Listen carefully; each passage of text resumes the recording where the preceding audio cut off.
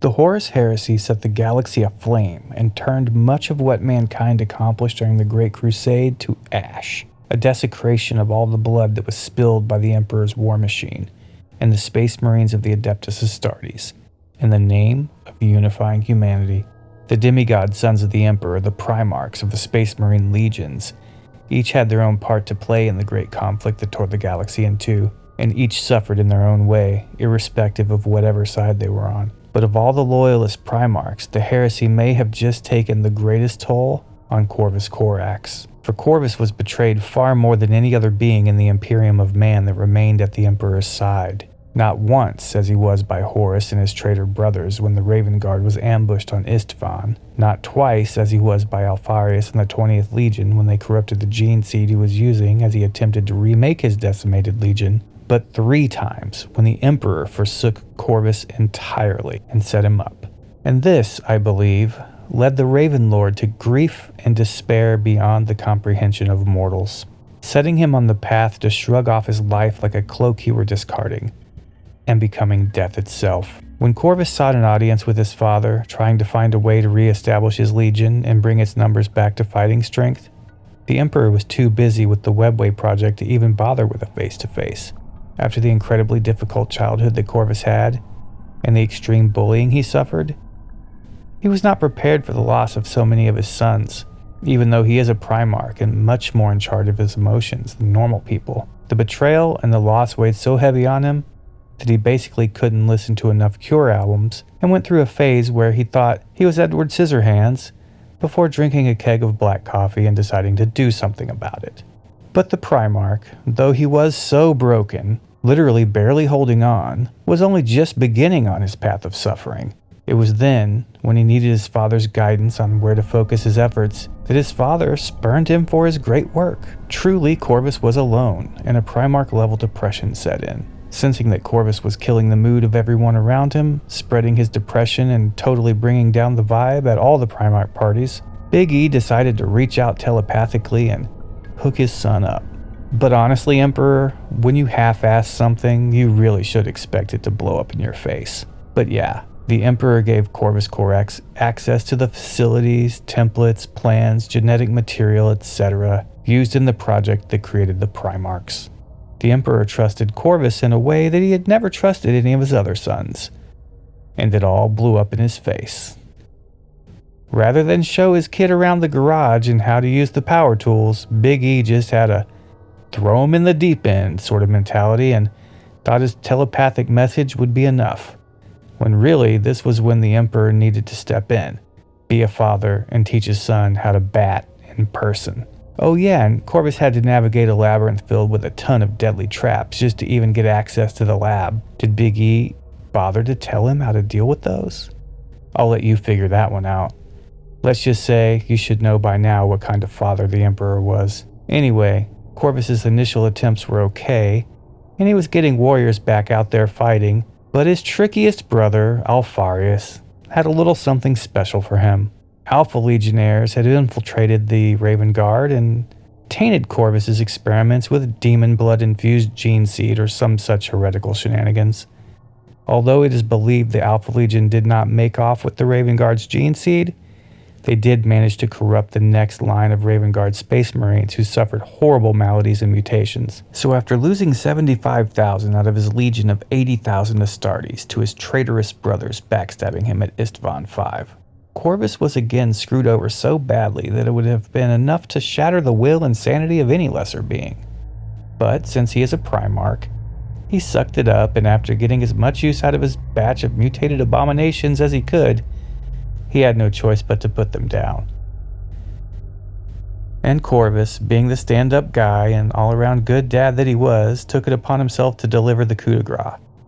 Corvus Corax, Primarch of the Raven Guard Legion, was forced to take the lives of hundreds of his own sons. This absolutely crushed Corvus. He was pretty much at 110% nihilism at that point. And with the heresy having taken its toll on the galaxy, Corvus retreated into his dark Batman Tower of Sauron on his home world of deliverance, the Raven Spire, and locked himself in there for a year. It is at this point that I believe something happened that they don't explicitly state in the lore, but we are possibly intended to pick up on. When he comes out of the tower, he doesn't even speak to his sons. He simply says, "Nevermore." Straight from the poem The Raven by Edgar Allan Poe. In that poem, the raven says that and nothing else, driving the narrator mad. He believes the bird to be a revenant spirit returned from the dead to haunt him, that of his lost love, Lenore. That's what I remember, at least. Let me know in the comments if I'm wrong on this. I haven't read it since 8th grade in 1991. But the parallels go even further. Corvus simply walks away from his sons, his planet, his father's imperium, his duties as a general, Gene Father, and Primarch. Corvus goes off into the Eye of Terror, hunting his traitorous brothers into the warp, because that's all he had left. Everything else entirely had been taken from him.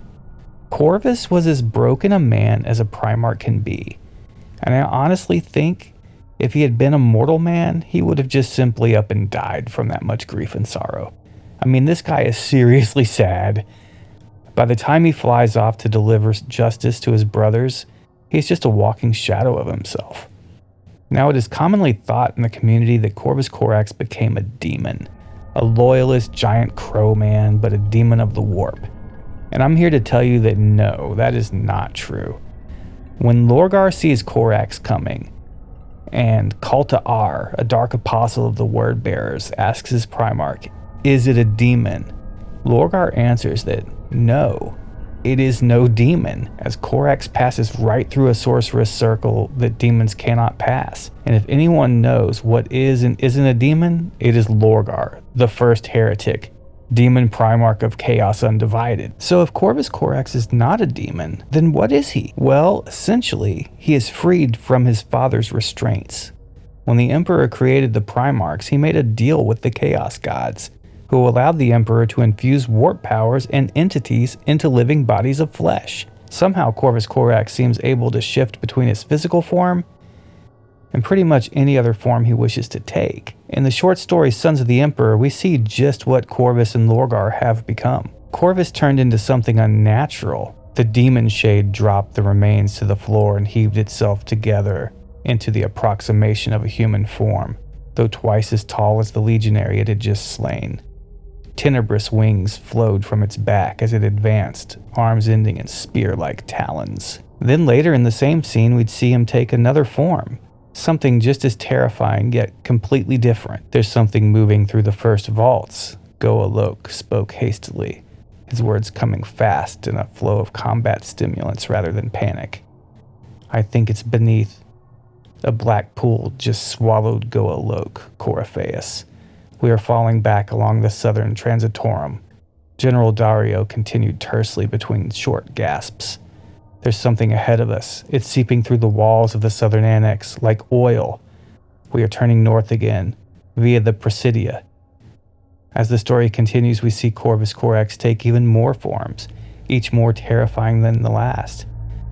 As he turned to continue for the mound, the ground beneath the word bearer darkened, like tar bubbling from a pit. Seeping blackness flowed up his legs, swiftly engulfing him to the waist.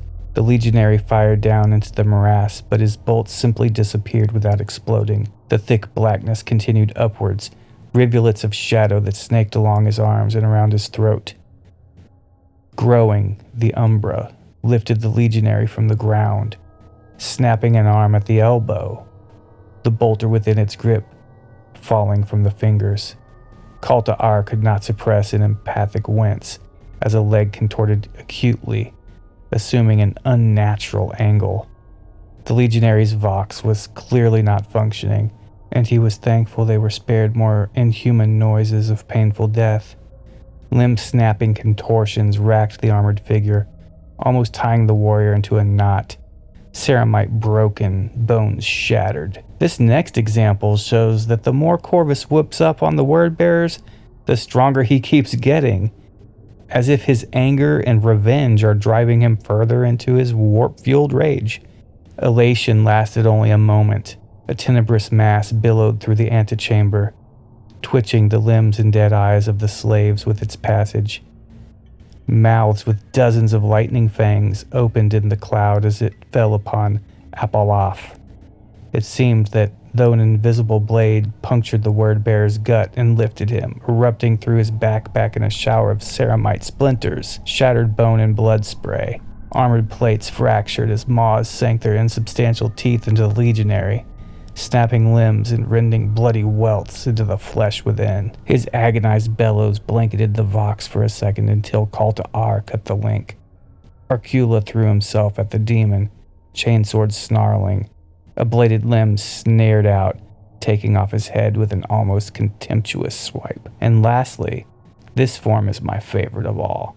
As it neared, the demon fluctuated, its smoky exterior becoming like a blizzard, a creature of whiteness with two ebon black eyes. Forks of black lightning leapt from an outstretched hand, rippling through the body of a word-bearer, greasy smoke issuing from rents in its warplate. The legionary collapsed. Oh wait, there is one more form, the one that he uses when actually fighting his heretic brother Lorgar Aurelian. It is absolutely nightmarish, pretty much something dark and Lovecraftian that belongs on a horror channel. Infused with the raw primordial force, the combatants were ablaze with power. Corvax seemed a towering storm wreathed in white lightning, the cloud formed of multitudinous ravens. Their cawing was deafening, the flash of their talons and beaks, the spark of the tempest. In the shadow, Lorgar rose like a fireball, alight with a tornado of burning rune shapes. Meteoric sigils rained down on the raven tempest, cleaving ember-edged furrows through the dense mass. They slammed into the buildings around the bridge arch, shattering masonry, incinerating the corpses of Corax's victims. The Raven Lord struck back, hails of flaring claws ripping the air itself, leaving rents through the rune robe of the Urizen. Each stroke left a shriek in its aftermath that shredded the nerves as much as the talons shredded Lorgar's immaterial form. Call to R flinched when the sweeping head of the word-bearer's mace slammed into the chest of his storm-wreathed foe. The impact was greater than any thunderclap, leveling the walls around them. Rolling to his back, shattered stone pouring from his armor, the Dark Apostle watched the titanic combatants soar past. Corax with a quartet of gleaming spear talons driven through Lorgar's throat. The Urizen tried to lash out with his mace, but was held close by the Raven Lord's inhuman grip. Together, they crashed to the ground, their impact flattening again the few word-bearers that had regained their feet.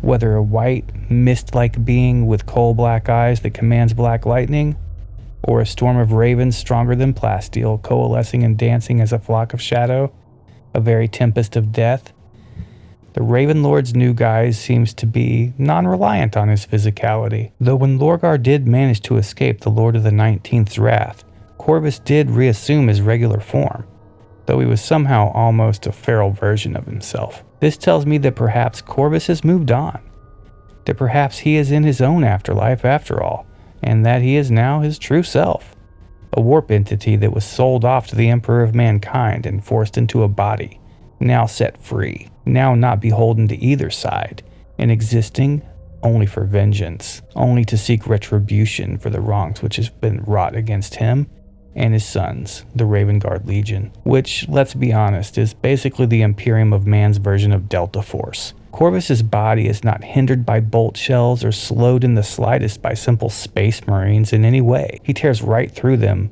like they are made of paper. He's a literal hurricane of warp crows, or a flash of darkness that tears through power armor as fast as lightning. Corvus cannot be stopped by anything short of someone else on his level. It took Lorgar smacking him in the face a few times with his mace to even get enough breathing room to safely retreat and gate away. But Corvus, returning to his regular Primarch form, was actually battered as well, one eye even swollen shut. But he didn't care as he yelled out to Lorgar, letting him know, "I have your scent now, Lorgar," growled the Raven Lord, his face contorted with monstrous rage. "I will find you, Lorgar. I will destroy you and every vessel you have filled with your taint."